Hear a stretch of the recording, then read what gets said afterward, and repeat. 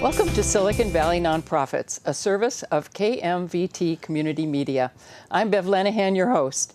Today our guest is Colleen Hudgen, Executive Director of Live Oak Adult Services. Thanks for coming today, Colleen. Really a pleasure to have you here. Thanks for coming. It's a pleasure being here. Thank you, Bev. Thank you. So I love your name, Live Oak. Tell us where that name came from and how that sort of relates to the mission of Live Oak Adult Services. It just ties right in. The oak symbolizes the cycle of life, that we start out as acorns, seeds, and then we grow into mighty oaks, and then we drop acorns off of our trees, and then we start all over again. So it's the cycle of life, and that's what we do at Live Oak. So it's a perfect symbol of what we do. And you sort of come to those people who are at the very mature stage of that oak tree, right? Exactly. I used to think it was old, but now that I'm past the age where most of our clients start, I don't think it's old. It's just a stage of life where they have really lived their life, and they're at an age where they need some assistance. So the average age is about 85. And they think that's young. And I'm leaning towards believing that. Every day I believe it more and more. Yes, that's amazing. That's for sure. Yes. Well, what kind of services would you be offering? I know your full name is Adult Day Services, so tell us about the services that you deliver to these folks. Oh, I'd love to. Live Oak is a lively place where seniors that have chronic end-stage diseases can come and enjoy themselves. They live their life. They come in the door at 9 in the morning, and from the minute they get there until they leave at 3, there are fun activities going on all day. First of all, when they come in, they get greeted by staff. They get seated, they get served breakfast. They start talking and socializing with each other. Then we have volunteers that come in. The staff is very attentive to each client's need. So we start telling them, today we're going to have music therapy, art therapy, pet therapy, intergenerational activities. So there are all kinds of groups from the community that come in to make the center just alive and thriving all day long. And then, you know, we serve the breakfast, and then we serve lunch, and then we have an afternoon snack. So from the time they get there, like I said, until they leave, they are just full of fun things. They don't have time to think about, oh, I have this disease or this problem or that problem. They're just totally there to have fun. They get nourished in so many ways, right? Yes, in all the ways that we need it, spiritually, emotionally, socially, and as well as medically. If there are needs that we can fulfill, for example, one of the greatest needs is to make sure the clients take their meds on time and as prescribed. So is that need a nurse at every one? No, because it's the prescription meds that are in the bottle, and if it's take one at lunch, then we give them one with their lunch. So we can dispense it. We're just dispensing it as prescribed, which is what family do. What the caregiver would be doing at home. What the caregiver would be doing. Unfortunately, if the caregiver works, there's a worry or the risk that the senior is not going to take the meds, or they may forget they took them and take them again more than once. So we're the peace of mind for that caregiver. Plus the fact that the caregiver just has the freedom to go and do some things that they need to do, take care of themselves, go to the doctor and do whatever. So the program is really for the whole family that's involved in that respite care is really proved to be very important, hasn't it? Really important. We have families that tell us, you literally saved my life. And there's lots of hugs and kisses to go around at Live Oak, I tell you. I'm sure. Yes. Well, there's that wholeness that you want to retain for the caregiver, as well as the quality of life for the person that you see. Yes, and we count it a joy to be entrusted with so many wonderful people. The stories, the lives that they lived are just fascinating. Oh, I'm sure. I'm sure of that. Well, where are you located? I know you have more than one location. Yeah, we have 4 locations. We have a center in Cupertino. We are leasing Sunday school space from the St. Jude's Episcopal Church. In Willow Glen, we have our own administrative offices. We own that office. In Gilroy, we have a center that's built on as a part of a senior housing complex. And they built a state-of-the-art daycare program because their seniors are 85 and older, and they need a place to go during the day. And then we have in Los Gatos, we're at another church, Los Gatos United Methodist Church, and actually Live Oak was founded out of the churches as a ministry and outreach of those churches, but it became such a big job that the members, the church members, could not do it as volunteers. So we became a separate nonprofit from the church. You're a 501c3, We're right? a 501c3, and actually that really made the difference, because we can now go out and fundraise and do a lot of,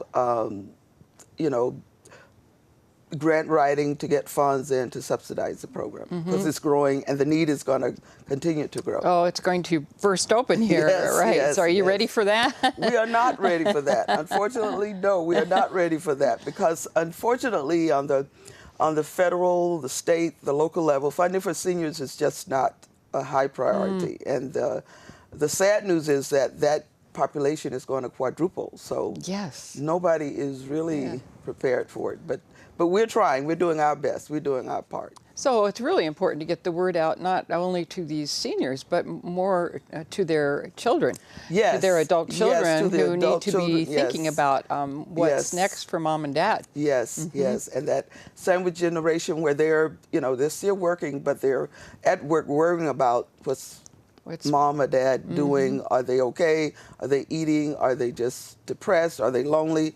Are they isolated? So adult daycare is just the most humane and wonderful part of a senior's life who cannot drive, and they're not able to go to a regular senior center and partake of those type activities. It's all a group setting, so everybody that comes in the door participates in everything. And you've got the support systems and the volunteer groups that come in to help make that work. To make it work. You mentioned that they're not able sometimes to go to senior centers. Why would that be? Because all of our seniors have dementia, they have Alzheimer's, they have Parkinson's, they have MS. Their these are really, end-stage chronic diseases that at a senior center where people are going and coming, they would just get lost. They would not be able to decide, okay, I want to go play bid whist today, or I want to go and exercise today. So when they come to Live Oak, we welcome them in, and the activities are planned so everybody just gets to enjoy. Because when the band's in the room, everybody's doing the same thing. Everybody's doing the same thing. We may have some breakout groups. For example, we have a program called Memories in the Making, where we pull I was going to say the artists, but they become artists, because a lot of the seniors have never painted or picked up a brush.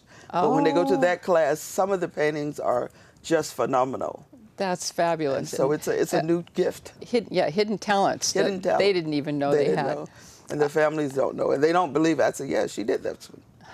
I know of your pumpkin carving program, and I can tell you some of the volunteers there always wonder whether they've got the talent, or is it the adults that are at your center that are really the artists. Oh yes, because they really see something in that pumpkin, and they may not be able to do it, but they know what they want their pumpkin to look like. That makes it a lot of fun.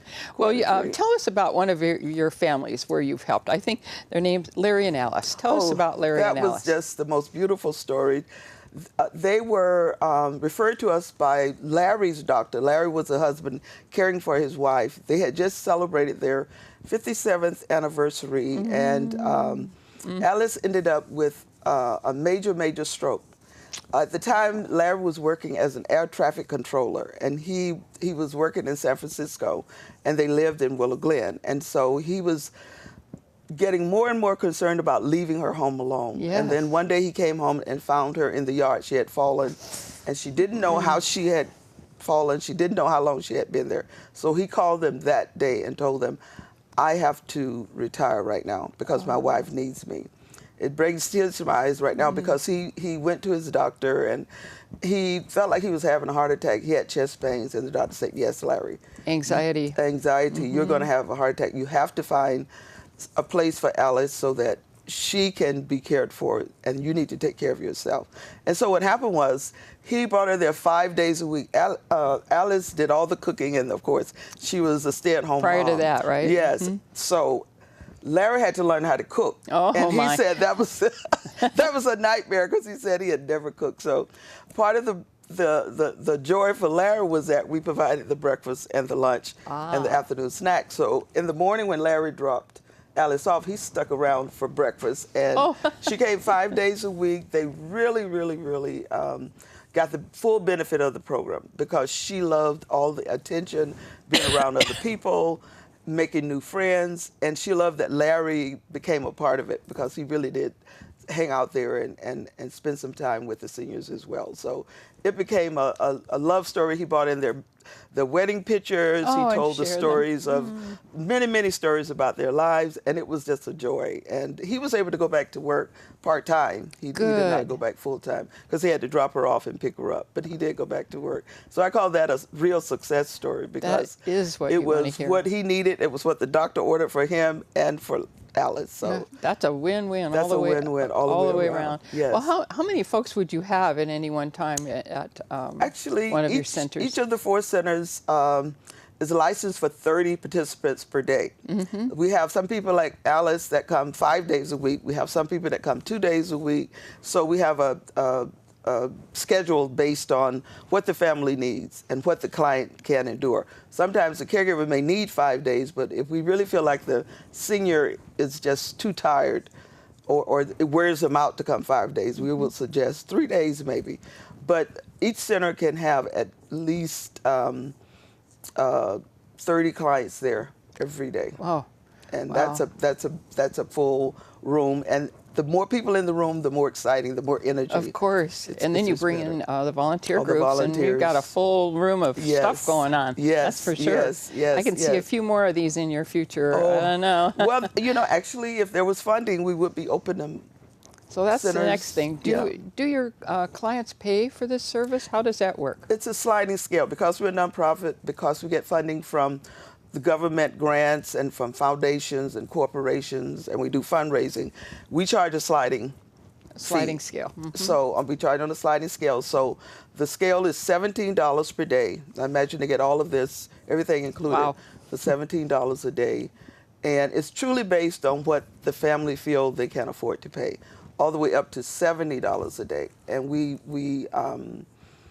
adjust it based on what's going on in the family. There may be a hardship, and so all they need to do is tell us, and then we will charge them what they can afford to pay, because we certainly don't want a client to stop attending the program because they're having some kind of financial hardship. And because we're a social service program, we also connect them with other services they may need. Oh, so your whole case management of this infrastructure is very, very important, isn't it? It's very important because the families don't know it. They don't have time to work and run through all the red tape. So we know the other agencies that are out there that provide services that our families need. So quickly, Manny, tell us about Animal Assisted Happiness and how people can help you. Oh, that's one of the most beautiful programs. Animal Assisted Happiness is a program that brings out farm animals to our seniors. And they have goats, guinea pigs, rabbits, chickens. Oh my, it's just a wonderful program. Where they bring them out, the animals are trained to just be loving pets. They all have names, so the seniors get to pet the animals and they get to learn about them. But it also helps the seniors to reminisce about, oh, I used to live on a farm. Oh, I had a pig. Oh, I had a rabbit. So it draws them out in more ways than one. And so I know from this people are going to want to help. So tell us your web address so they can go on there to donate and maybe inquire about other ways they could volunteer. Okay, well, the address is liveoakadulte.care.org. Oh, got the whole thing. We have a video on there that have photos of the Animal Assisted Happiness, but we bring in groups, we put them together. That program pretty much only goes to schools. It's for school kids. Actually, the kids go to the farm. But for us, they do it because of the relationship that they have with Rotary, and Rotary sponsors the trips 4 times a year. Wonderful. Well, thanks for being with us today, Colleen. Oh, my pleasure. Good fortune to you. Thank you. Thank you. Thanks so much. Thank you. Thank you. I enjoy